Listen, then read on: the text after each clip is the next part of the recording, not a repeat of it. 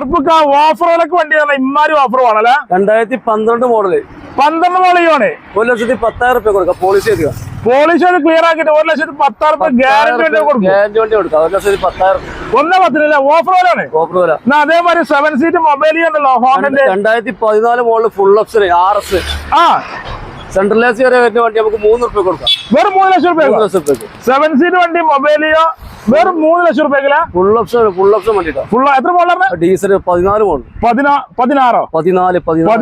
Model 3 ലക്ഷം രൂപയ്ക്ക്.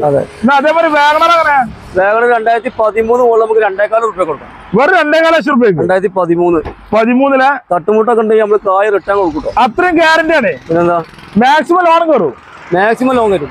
വ്യത്യാസം ഉണ്ടല്ലോ സാധാ വണ്ടി. വ്യത്യാസം 2014 മോഡല് നമുക്ക് 3 രൂപ കൊടുക്കാം.